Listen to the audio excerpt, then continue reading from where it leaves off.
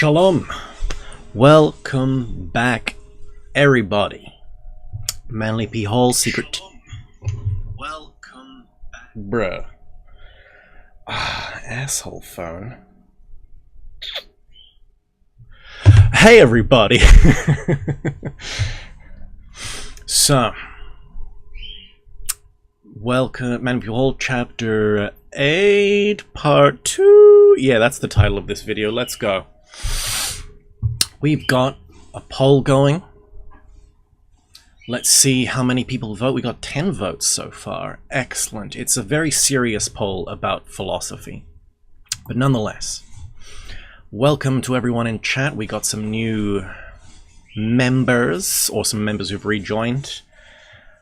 We got Loco there. Welcome, some more Atlantis enjoyers. Surf in the chat. Neo-Stoicism. Neo-Stoicism. Laying down Prelude à la Presse Bindie Dauphin. I'll check that out later, for real. That sounds good. We're talking about classical music. Me and Surf. Debussy and Ravel. So you watched, you listened to Girl with the Flaxen Hair, Surf? What did you think?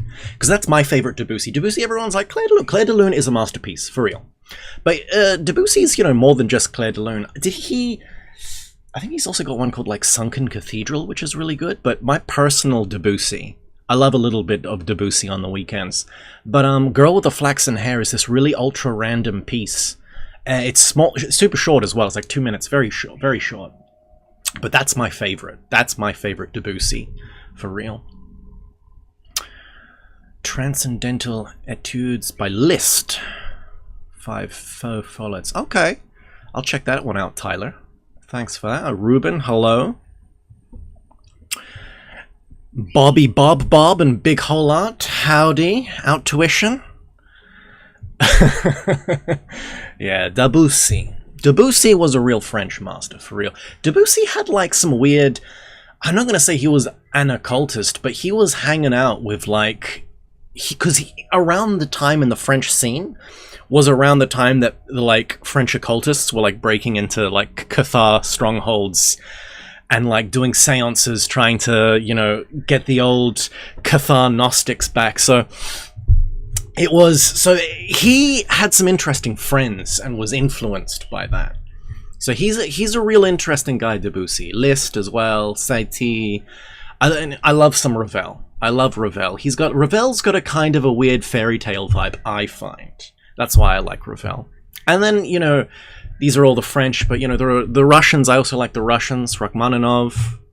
Everyone's like Tchaikovsky. Look, Swan Lake's great, but people got to get into my boy, Rachmaninoff. He's got some good stuff. He's got, people like, oh, it's depressing. No, it's good. It's good. It's subtle. Perfect stuff. And then for, everyone's German. For the Germans, I just like to be... Everyone's like, oh, Wolfgang, Beethoven, or, Mozart. You know what? Haydn is underrated. I like putting on some Haydn in the background. Some fairy... He's also got that fairy music vibe. Joyful. He's joyful. Because, Beethoven is epic. You look at Beethoven and clearly he's got that Jupiterian influence. Like, you see pictures of Beethoven, he's got a huge Jupiterian forehead. The forces of Jupiter come out into his epic music. Haydn is just a bro. Haydn's just in it for the love of music. And it's just, you don't need to sit and be like... After you listen to Beethoven, you need a cigarette, you're like, that was a journey. Haydn, you can just listen to. I like Haydn. Kimberly, you ditched your stream, so mine, nice. Like I said, I was there as well. It was good listening to... I like that he's getting into some Dion Fortune. Getting into her stuff. Loco, good night. Hope it will be a good stream. Had a couple of synchronicities a couple of weeks back, and now I'm in love with thunder, lightning, and mildly annoyed at my own lack of effort with Frank's books. Which Frank's? Outtuition says, if you're a Frenchman in the philosophical scene, you're gonna get a bit of the occult splashed on you at the time. Yeah, definitely. Definitely. Eric Satie is actually occult too, Freemason type, not sure how deep. Eric Satie, I'm pretty sure, was a member of a Rosicrucian Lodge himself. Was he, actually? Am I tripping? Out tuition. Same, Kimberly. I like Jord, but I'm loyal to Richard. Jord's got good streams. Jord's got good streams. Buck plus Boehm, says Ruben. And you're a base mystical Lutheran combo. Hey, yeah, that's true, actually. Buck's good. I like Buck as well. What is it? Bach and like Bach, Beethoven, and Mozart are like that German, the German Trinity.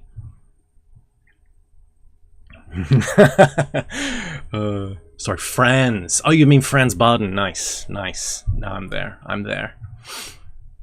Anyway, now that we're all here, let's get a little. Let's get our remote viewing happening.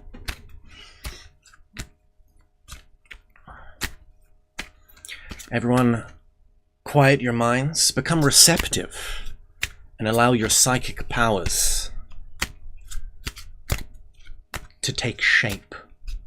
Allow an image to mold into the translucence of your soul and become opaque to the vision of your mind.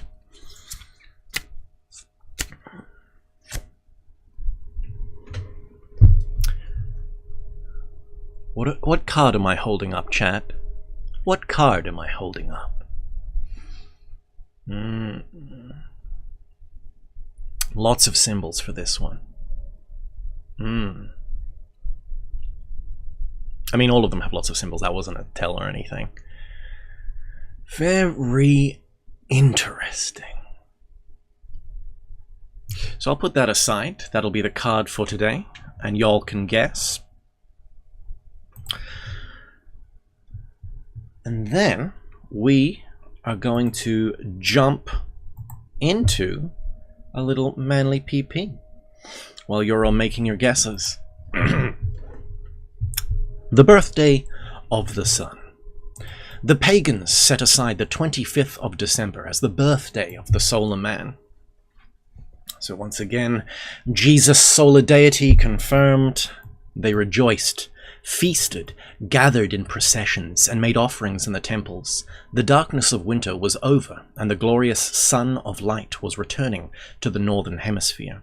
Within his last effort, the old sun god had torn down the house of the Philistines, the spirits of darkness, and had cleared the way for the new sun who was born that day from the depths of the earth amidst the symbolic beasts of the lower world. Very symbolic. Very symbolic. We've got all our guesses now.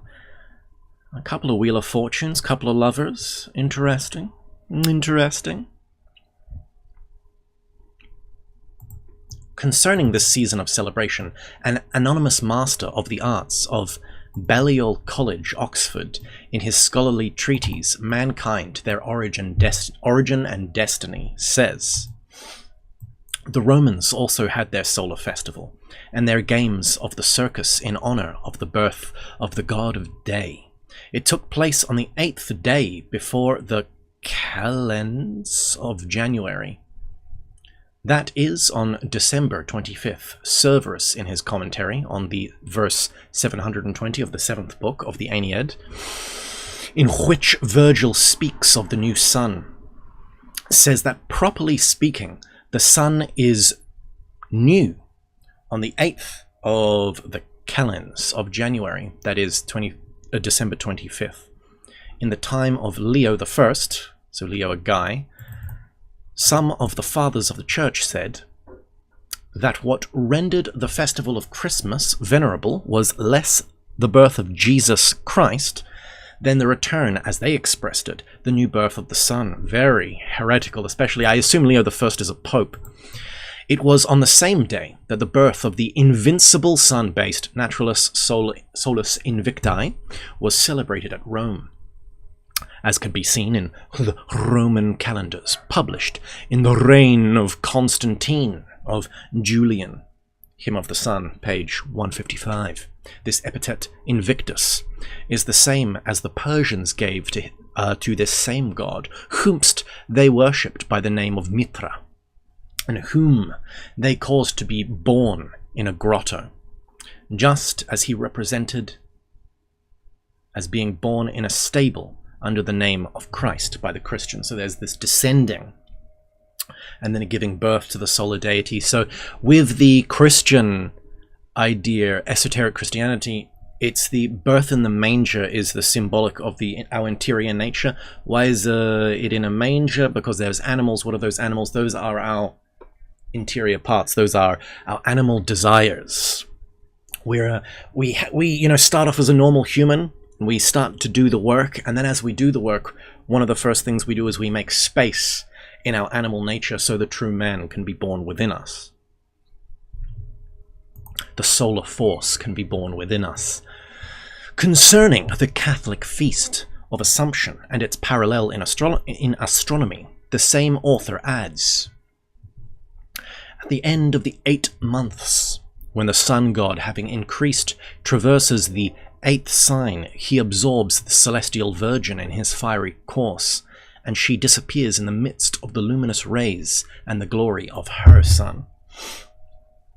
So this is like, there's a flow of mysteries in the world. There's this kind of old man father deity, masculine deity, that gives way to a more natural earth mother, virgin maiden, who gives birth. And she gives birth to the solar divinity, who's also this solar child, this solar hero. So, who then gives, so the feminine mysteries give way to this solar vitality mystery system, and then this solar system then becomes, what would you call it, old and grown, and becomes the wise old man who then gives way to the feminine. So it's this, the father, the mother, and then the child mysteries. And exoterically, you see this flow through civilizations, whereas esoterically, this trinity is always taught in the mystery schools underneath. This phenomenon, which takes place every year about the middle of August, gave rise to a festival which still exists, and in which it is supposed that the Mother of Christ, laying aside her earthly life, is associated with the glory of her Son, and is placed at his side in the heavens. The Roman calendar of Columelel, I have no knowledge of Roman calendars, so I'm in the dark here as much as you guys, marks the death or disappearance of Virgo. At this period, the sun, he says, passes into Virgo on the 13th day before the calendars of September. This is where the Catholics place the Feast of the Assumption, or the reunion of the Virgin to her Son. This feast was formerly called the Feast of the Passage of the Virgin, and in the Library of the Fathers, we have an account of the passage of the Blessed Virgin. The ancient Greeks and Romans fix the assumption of Astrea, who is also the same virgin on that day. Yes, beautiful symbology indeed. Out tuition. Oh, Craig Howard guessed the Three of Swords. Dog, it's Major Arcana only. Welcome, Craig. This Virgin Mother giving birth to the Sun God, which Christianity has so faithfully preserved, is a reminder of the inscription concerning her Egyptian prototype, Isis, which appeared on the Temple of Sais. So the Egyptian mysteries are actually a good example of that. Osiris, and then Osiris dies, and then it's Isis, and then Isis gives birth to Horus, who then becomes the new god. It's like, that's this flow of the mysteries. The fruit which I have brought forth is the sun. While the Virgin was associated with the moon by the early pagans, there is no doubt that they also understood her position as a constellation in the heavens for nearly all the peoples of antiquity. Credit her as being the mother of the sun, and they realized that although the moon could not occupy the position, the sun of Virgo could and did give birth to the sun of her side on the 25th day of December. Albertus Magnus states, "We know that the sign of the Celestial Virgin rose over the horizon at the moment at which we fix the birth of our Lord Jesus Christ."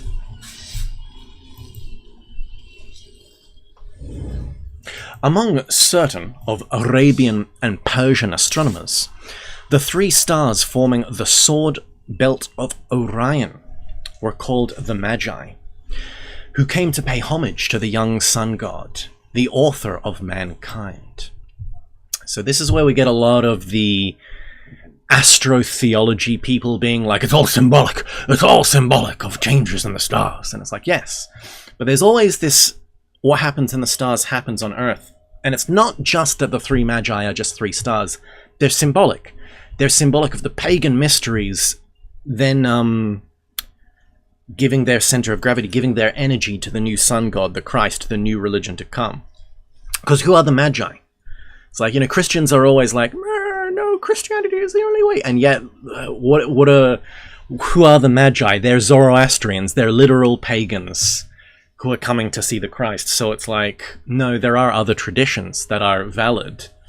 This is the Logos Spermatikos in Christianity, which they don't talk about anymore for some reason. The Logos spreads its seeds across the world, and so other traditions, other religions actually do have seeds of the Logos in them. Just checking the poll, by the way. Seems everybody is into epistemology. Very interesting. Very interesting.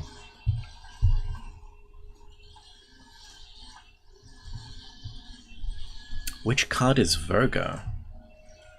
Virgo is the Hermit in the Tarot. I mean, if you go via the numbers, but symbolically, it doesn't really match, I don't think. Oh, also, by the way, if everybody has read my Substack, which I published, you can go do that after the stream. Check out the Substack. I posted an actual serious Substack, which, just if you go give a like, drop a like, it always helps. Nonetheless, let's keep going.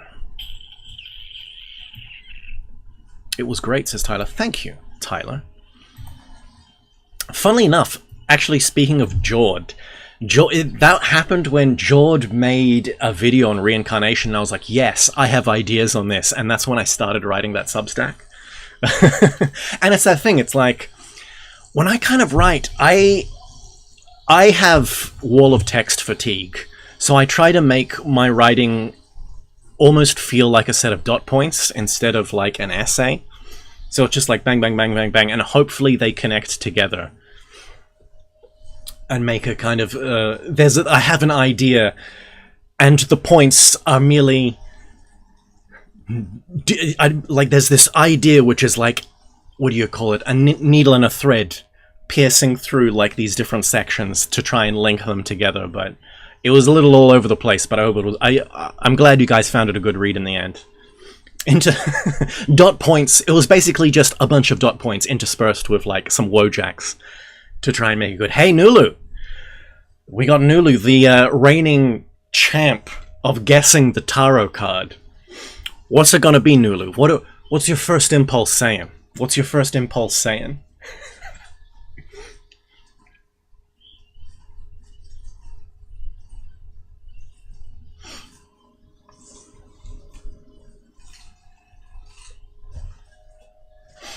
Also, with the philosophy joke, I wanted to do a 5th one and have aesthetics as armpits, but it would only let me have 4 choices. So we're stuck with ontology, epistemology, ethics, and politics. So the true men of culture are just going to have to stick with politics, but we don't have any men of culture. I myself are actually a fan of ontology, but I'm a big appreciator of ethics as well.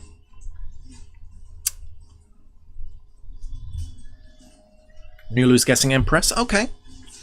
Okay. Now that Nulu's made his guess, we can all continue. So, Persian astronomers, the 3 stars forming the sword belt Orion. Oh yes, that's right. Pay homage to the sun god, the author of mankind, the origin.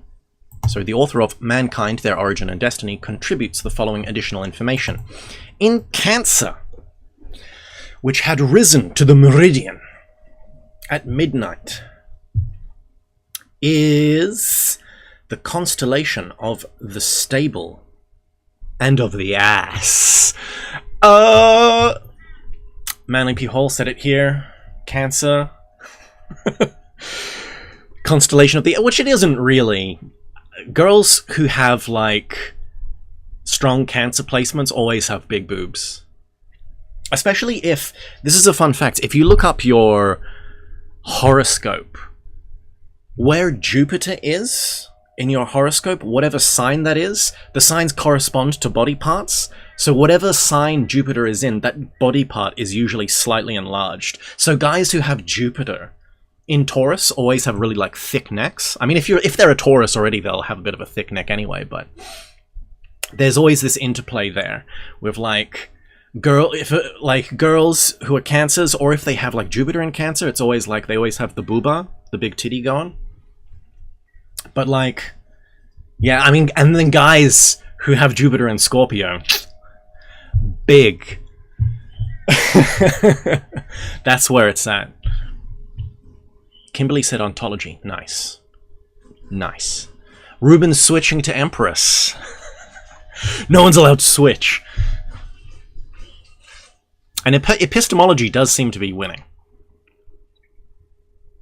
And I mean, yeah, Cancer. We're talking about ass already, so epistemology is winning. Everybody loves theories of knowledge. Sorry, we've got some lawn mowing going on. Whippersnippering outside. If you guys can, if it's receiving over my Blue Yeti, I apologize. If not, we'll keep going. So you're saying we can use astrology to looks max your children? Yes. Astrobiology is a thing. Specifically, one of the strongest signs you see it in is Caps. If you see a lot of famous people with really strong jawlines, like a young Nicolas Cage, young Johnny Depp, and then you look up their style. I mean, famous people, like movie stars especially, are all Leos. But if you see them with strong, like Timothy Chalamet and Ding Dong, that jawline is classic Capricorn jawline. That's because Capricorn corresponds. It does correspond to the calves. No, sorry, the knees. But it specifically is bones. People with Capricorns have strong bone structures and rarely ever break bones. But and because of that, they've got that chisel. They got that jawline going for them.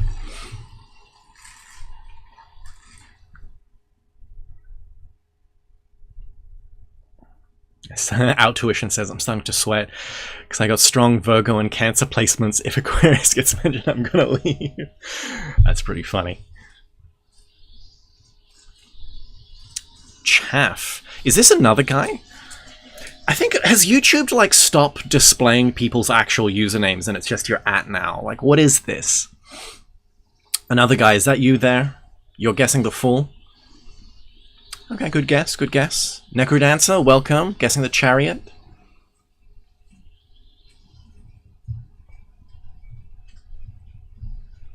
We need to disregard New Age planets, right? Yes, the New Age planets don't count.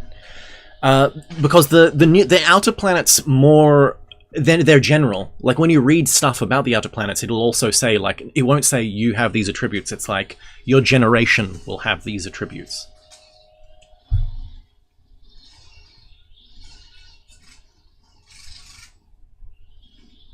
Oh, howdy, Nick D. Okay. Is Chiron BS? Look, with planets, minor planets and asteroids, when you look at them in a horoscope, I find personally, if you got a horoscope, the big wheel, and someone has like their Neptune in a house over here and all of their other planets are over here, that Neptune is doing nothing. But if you have something like someone's Mercury's in Aquarius and then Neptune happens to also be in Aquarius and is like over that, like it just happens that they're over on top of each other, that indicates something. Like if Pluto and the Sun are like on top of each other, or if Uranus and Mars are on top of each other on someone's horoscope, that's when they start to matter.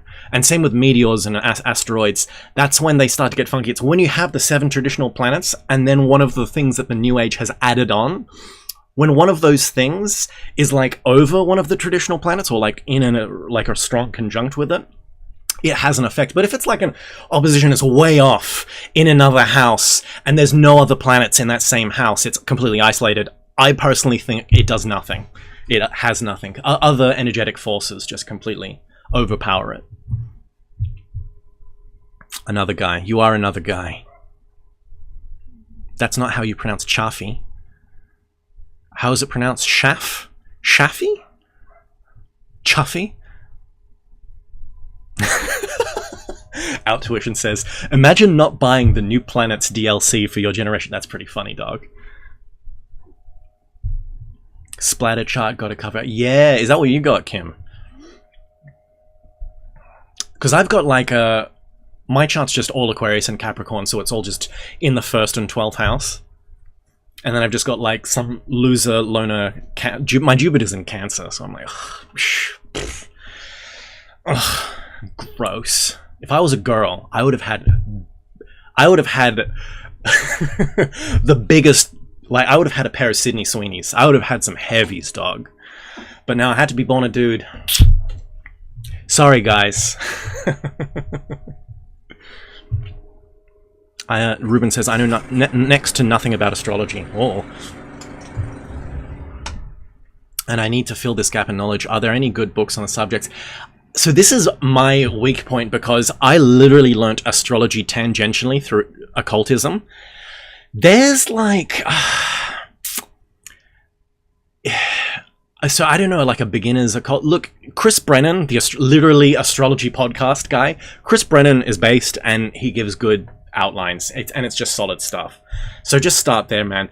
The way I would say to start is to just focus on Sun, Moon, Ascendant and looking at how their interplay and how they connect. And then next, look at Mercury, Venus, Mars, because it's like your Sun is your kind of core personality. Ascendant is outer personality. So when people look at you, sometimes they'll see the Ascendant first. And also esoterically, your Ascendant connects to apparently we all get assigned an angel at birth from the planetary ray of the Ascendant. So if your Ascendant is like Leo, an angel of a sun, the angel of the sun comes to you in your workings. You should work with the angel of the sun more. If you're a Capricorn, you should work with a Capricorn Ascendant. You should work with Saturnian energies and things like that.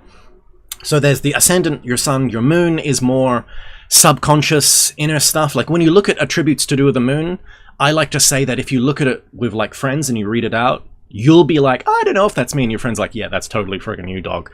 It's like the Moon, so the Sun, Moon, and the Ascendant kind of, that's the structure of the main, that's your main stats. And then Mercury, Venus, Mars is more, Mercury is how you think, Venus is how you have relationships, both intimate and just general. And then Mars is how you do things. You act in the world, you get to do them. So people who have Gemini and Mars, they're quite fickle and they may never finish at anything, but they have a lot of projects going at once. But that may be counterbalanced if they have Taurus in their Sun. They will grind through and complete things, so they have a lot of projects that they actually finish.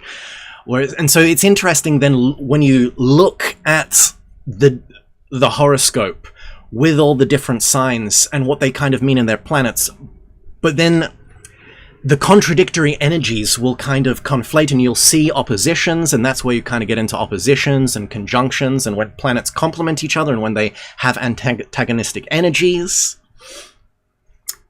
And yeah, and then Jupiter, Saturn would be last. That's what you kind of learn last. So when you look at the horoscope, you go triangle's good, square's evil. That's like the very basic stuff. And then once you have that core down, you basically have a functional understanding of your horoscope. If you want to go further, then you get into houses, but in all honesty, that's as far as I kind of learnt just naturally, tangentially. Just through like pure archetypes, because each sign has a gender, it's gendered, each sign has an element, each sign it's fixed, cardinal, or, oh shit, what's the... mutable. And it's like, just with that, and which planets the sign, and then the planets themselves have energy. So a planet in a sign which has its own energy, and then there's the interaction with all the other planets, that's just like solid enough to get so much, you get so much extraction out of that. Anyway, we're, god damn it, I did it again.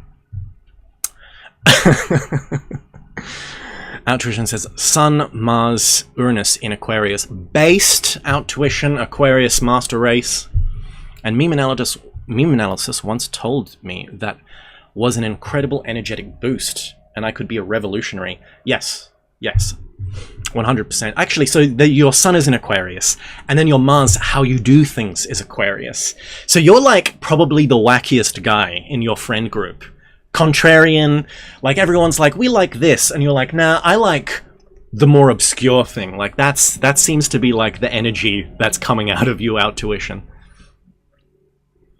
You could be #1 streamer if you were a girl. Yes, Kimberly, people would love me for my personality.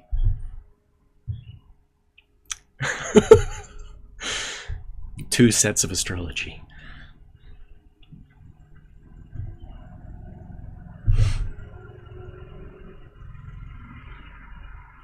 I don't know, man. Don't give your birth charts to ChatGPT.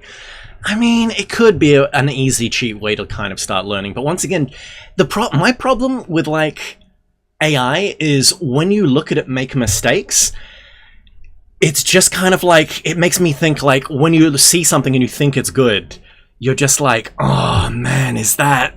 What else is it lying about? What else is it, like, ruining? So when you put something in and it gives you something and you think it's legit, it's like, is it? Is it?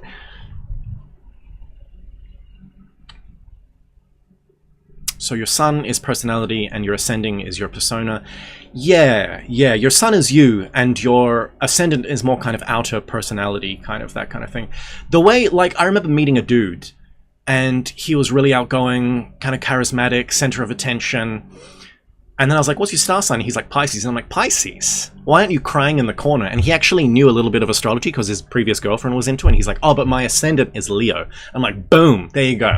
Because he looks like a Leo. He acted like a Leo, but he was actually a Pisces. So Pisces Sun, Leo ascendant. The Leo ascendant basically overpowered the Pisces. Outtuition. I am Mr. Wacky, yes.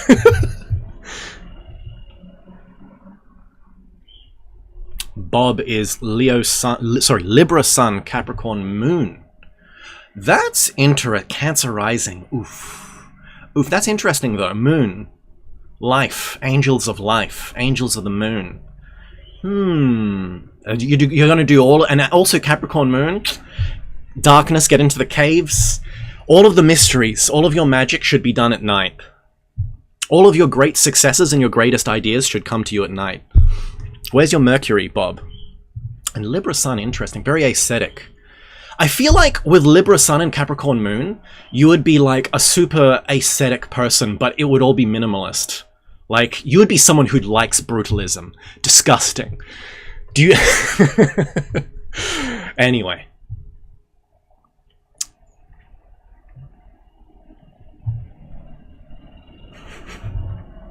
Ruben says, my Sun in Leo. My Ascendant in Libra. Okay. That's good. That's good. That's solid stuff. We need a chart reading stream with super chats only. Maybe. Yeah. Let's do that. Let's do that. We'll do a... We can invite Jordan for that one. So he can talk... Because he knows houses and I like very rudimentary about houses. You're Taurus and your name's Craig. Do you have a thick neck? Let's get the astrobiology in.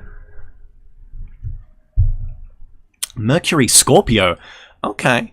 Mercury Scorpio, do you think about sex all the time, Bob? There's actually some weird astrobiology thing with Mercury and Scorpio. It actually makes your genitals extremely resistant to diseases. So apparently that's a thing, like if you have Scorpio and Mercury, if you're a boy or girl, it just straight up makes you like... You'll never get any... You'll never get AIDS. Read my chart, senpai. In another stream. We need to get back to Manly Behold, guys. I'm so sorry we went on this tangent.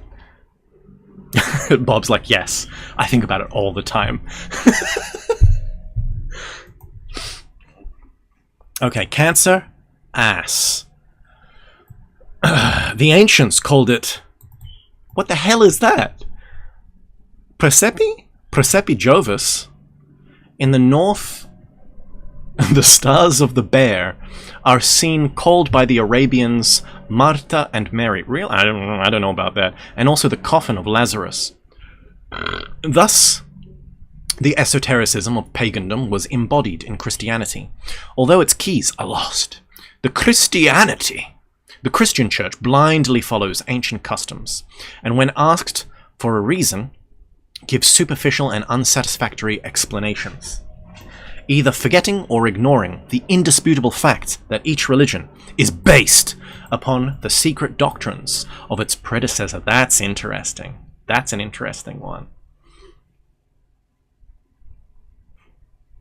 Ariman says, oh, so Ariman is Voices in the Wilderness. I'm remembering people just over, oh shit, I'm getting an encoder overload message. We're all good? No.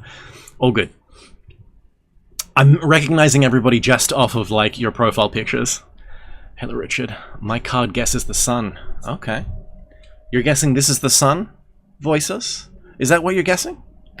Very well. Very well. Now, the three suns. That's interesting. Three suns, Trisolarans, Manly P. Hall. Predicted the three-body problem novel. All the way back in the 1920s. God damn. What a visionary. What a visionary. The solar orb. That's interesting. Like the nature of man was divided by the ancient sages into three separate bodies. According to the mystics, there are three suns in each solar system, analogous to the three centers of life in each individual constitution. These are called three lights: the spiritual sun, the intellectual, and the solar sun. That's interesting because the three lights are Freemasonry as well, isn't it? And the material sun. So what was that? The spiritual, intellectual, and material. Very interesting. Next stream, can you show us the card and you make a guess, Richard?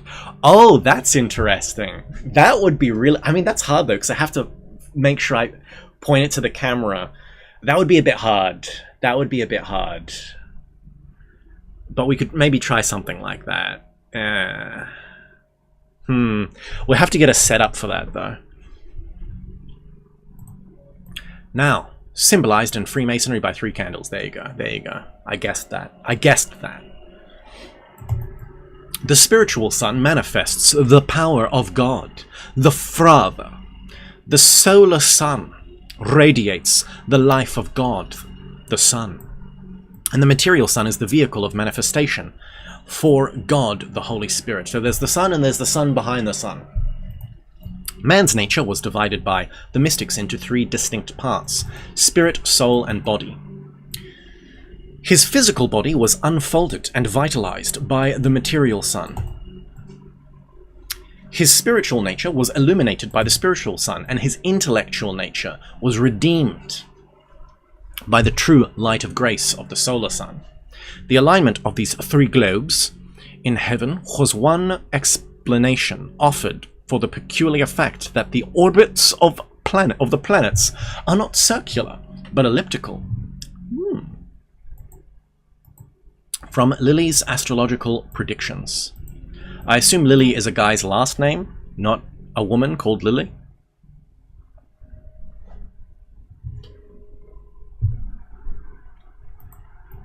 The following description of this phenomena appears in a letter written by Jeremiah Shackerley in Lancaster, March 4th, 1648. On Monday the 28th of February last, there arose with the sun two paralleli on either side.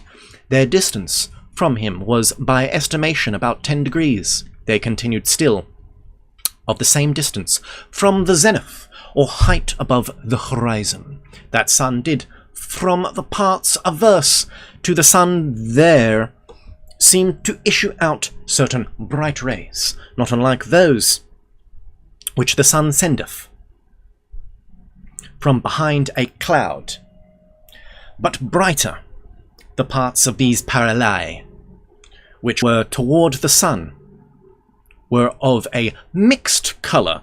Goddamn, Old English just used M-I-X-T for mixed. That's so much better. I hate the grammaritons. I hate the grammaritons. We could have freestyled and had fun, but the grammaritons just need to ruin everything and be like, oh, we gotta standardize the grammar, guys. Screw you, man. Screw you. wherein green and red were most predominant. A little above them was a thin rainbow, scarcely discernible, of a bright colour, with the concave towards the sun, and the ends thereof seeming to touch parallel. Above that, in a clear diaphanous air, see, that's how you spell air in the old days? Appeared another conspicuous rainbow, beautified with diverse colours. It was as near as I could discern to the zenith. It seemed of something a lesser radius than the other, they being back to back, yet a pretty way between. At or near the apparent time of the full moon, they vanished, leaving abundance of terror and amazement in those that saw them. See, Willy Lilly. What a name. What a name. That's interesting. So there was some kind of actual, what would you call it, astronomical, some kind of phenomena in the sky that happened in 1648, where there were 3 suns. I kind of want to just look that up. Damn trolling.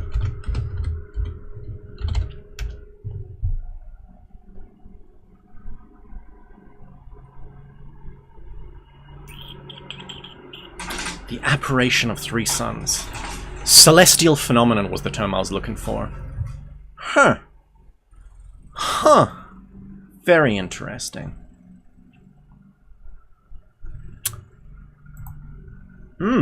So that actually happened. There was some celestial phenomenon where there were 3 suns. That's crazy. Silly Willy Billy Lilly laying down the law. Imagine if we lived in pagan times and that happened. Everyone would have just lost their minds. The pagan priests always considered the solar system as a grand man, and drew their analogy of these 3 centers of activity from the 3 main centers of life in the human body: the brain, the heart, and the generative system. Sex.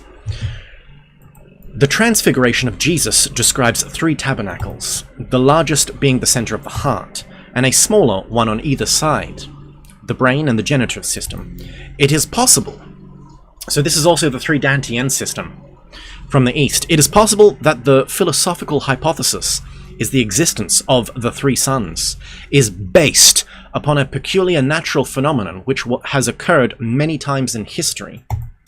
In the 51st year after Christ, 3 suns were seen at once in the sky, and also in the 66th year. In the 69th year, 2 suns were seen together, according to William Lilly, between 1156 and 1648. Very interesting. 20 similar occurrences were recorded. But since then, so in our modern times with cameras, we haven't gotten one, which is a shame. 3 suns. Have we ever gotten a 3 suns in modern times?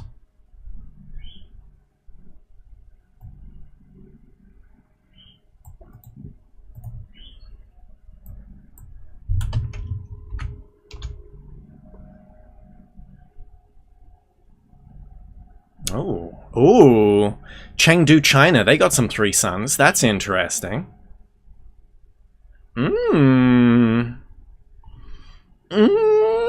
Rare optical phenomenon.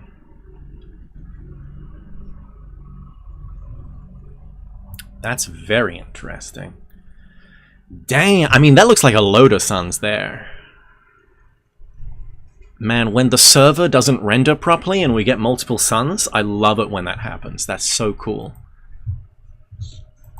Recognizing the sun as the supreme benefactor of the material world, Hermeticists believed that there was a spiritual sun which ministered to the needs of the invisible divine part of nature, human and universal. Anent this subject, the great Paracelsus wrote. Also, I should mention, this is why grapes and wine were so important. Because grapes were seen, like, you know, white grapes. You look at white grapes, what are they? It's just a plant absorbing the sun and filling little sacs with light, with the rays of the sun. So it's like a grape was seen as like a plant growing kind of a sack with water in it, and just the sun they're absorbing the sunlight and imbuing it in this little sack, and that's why it's sweet. It's the sun's sweetness in the grapes. So then when you make wine out of the grapes, that's seen as you turning a solar force into a liquid, which you then consume. So then the wine and the bread is this unity, that's why it's in this ritual. The bread and wine ritual is seen in multiple cases, not just in Christianity, because it's like, what's the bread then? The bread is grown from the earth. That's the chthonic growth from the ground. You get the wheat, which turns into bread. So the feminine chthonic nature is represented by the wheat, and the masculine solar force in the sacks of light, the grapes, which are then turned into a liquid. So then a liquid and a solid. So it's this binary opposite, this duplicity, this duality. The solar masculine liquid and the feminine earthen chthonic physicality, and you're mixing them together in your mouth. You're eating them both in a ritual, in a sacred rite. That's why the bread and wine thing was always big. That's why it was always big.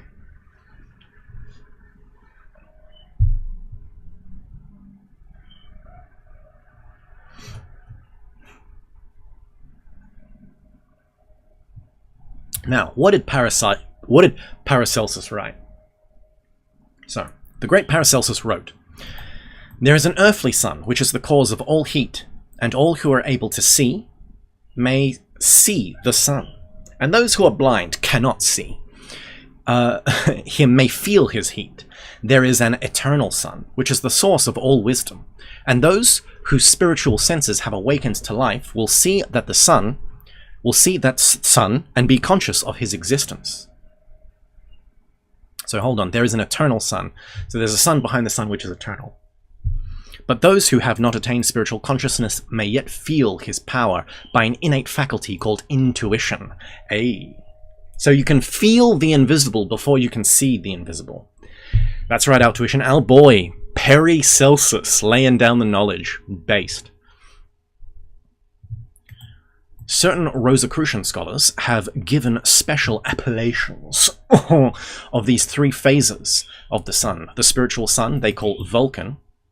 So Vulcan is interesting because there's a secret planet called Vulcan in our solar system. So there was some apparently off calculations with Mercury going around. You know, they calculate, oh, Mercury goes at this speed and it's at this elliptic, so we can calculate it to be here. And then the future comes and Mercury's slightly off by a degree, and it's like, why can we never get it right? What's going on? And people hypothesized that there is another planet closer to the sun than Mercury, but we can't pick it up by any of our machines or measurements or our with any of our machines because it's just too close. Like the sun's, you try to get a reading of a mysterious planet close to the sun, and just the massive sun and its energy, it just blocks it out. We can't actually see it. But hypothetically, there is a planet between Mercury and the sun, an invisible planet, and it's called Vulcan.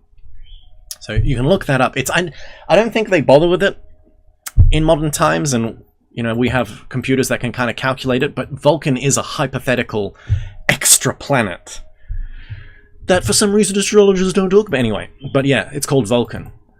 But anyway, so there's a spiritual... In this, he's basically saying that Vulcan is considered a type of spiritual sun. The solar and intellectual sun, the Christ Lucifer, respectively, and the material sun, the Jewish demiurge Jehovah.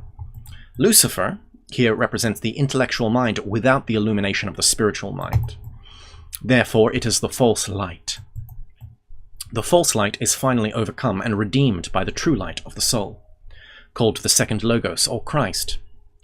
The secret process by which the Luciferian intellect is transmuted into the Christly intellect constitutes one of the great secrets of alchemy, and are symbolized by the process of transmuting base metals into gold.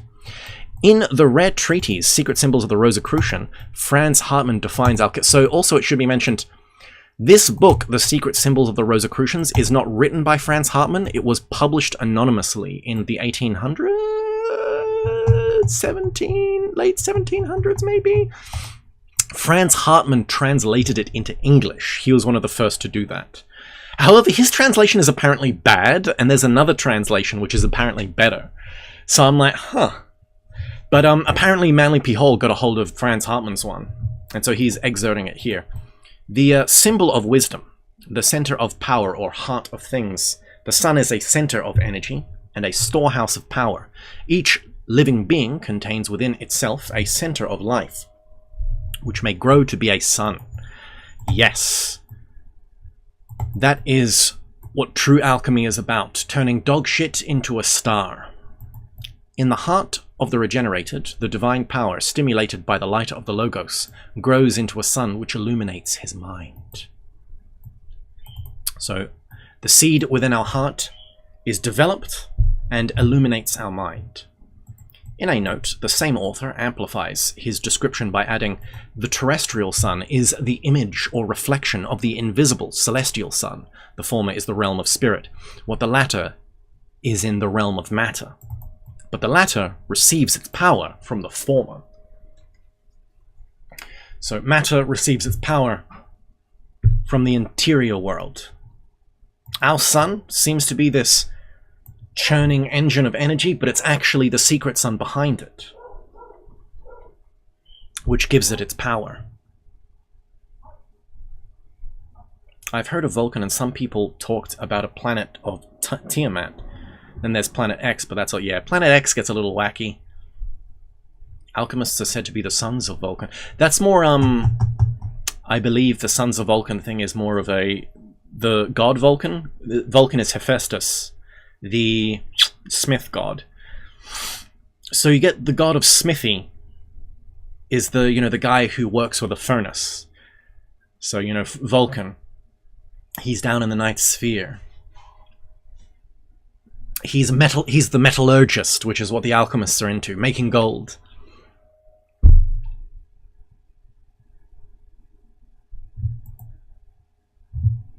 Now, in the majority of cases, the religions of antiquity agree that the material visible sun was a reflector rather than a source of power. That's interesting.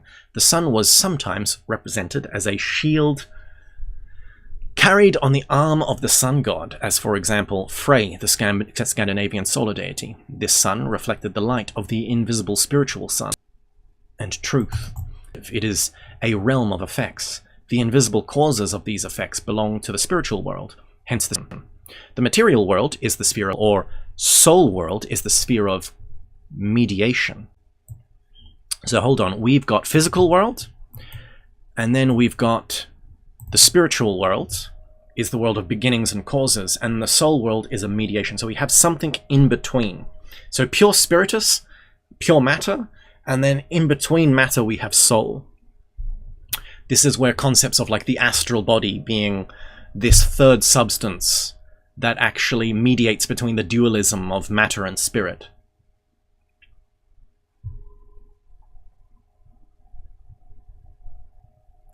If Vulcan existed and